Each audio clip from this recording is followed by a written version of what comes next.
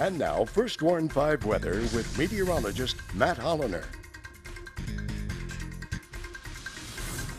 6:42 this morning, and we've got to talk about Michael. Boy, what a storm it has been.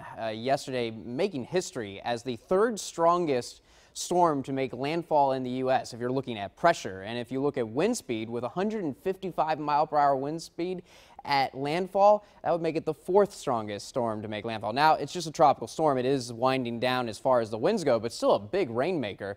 And it's caused a mess across Georgia as well. It was still a hurricane as it first moved into Georgia. Now a tropical storm with 50 mile per hour winds. The one good thing is that it is moving fairly quickly, so folks aren't experiencing those tropical storm force winds for long. And those tropical storm force winds mainly limited to right around the center. You can kind of still see that remnant eye still there, still trying to hold on. As the day goes on, we think the wind threat will continue to diminish, but the rain threat certainly isn't going away. Again, not quite the rain they saw from Florence because the storm moving a lot faster, but still the ground still wet there from Florence, and so we are very concerned about flash flooding in parts of the Carolinas, North Carolina, even into southern Virginia.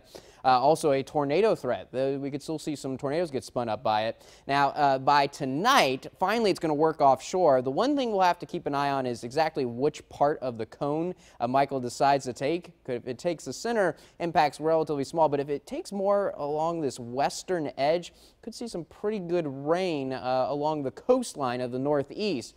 Very isolated flash flooding risk, not the same kind of rain they're going to see in the Carolinas, but we might see more rain along the East Coast depending on exactly how close Michael comes to the coastline. We've also got to talk, as Michael leaves, about another storm coming in. This is Tropical Storm Sergio, and this is not going to be a wind threat to the U.S. It is going to be a tropical storm when it moves over the Baja Peninsula and into Mexico, but by the time, yes, that it moves over the El Paso area, it'll be a tropical depression, so winds not a concern. Notice 35 mile per hour sustained winds. But it's going to be a remnant low as it moves into North Texas, and will probably be slowing down because this is Friday night and there's Saturday night. And so particularly on Saturday, concerned about flooding in North Texas and Oklahoma. Notice that moisture staying to the north, not coming to the valley. However, we could end up seeing some of the moisture from this because it's going to merge with a cold front, and that's the big cold front that you might have heard of by now that's going to be coming here and cooling us off in a big way. At this time, though, it looks like the flood threat is going to remain up in North Texas and Oklahoma, though. 88 is going to be our high today, cooler than yesterday because there's a weak cold front that's moving in, and more than anything, the clouds and rain that are going to be around are going to be holding our temperatures down some.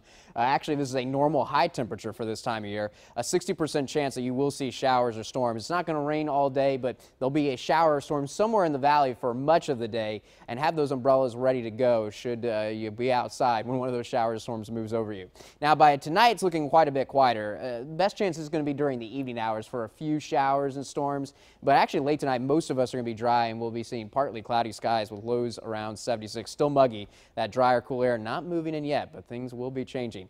Isolated showers and storms for Friday and Saturday, about a 30% chance of rain, so more of us staying dry than seeing rain. Notice our temperatures, because there's not going to be as much rain around, a little bit more sun, are going to be right back in the low 90s. Sunday is looking dry during the daytime hours. We can't rule out a few showers late Sunday night, but the wet day is probably going to be particularly Monday afternoon and evening. That's when the front finally arrives. Notice right now we think that if it arrives in the late afternoon, we may very well make it to the upper 80s. This temperature is subject to change because there's going to be a huge change in temperatures when the front arrives, and the exact timing is still subject to change.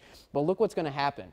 Temperatures in the mid-50s early Tuesday morning. Highs may only be in the low 60s on Tuesday. Will gradually warm up on Wednesday, but even 70, way cooler than we've seen in months here in the valley. That cool down is going to be dramatic.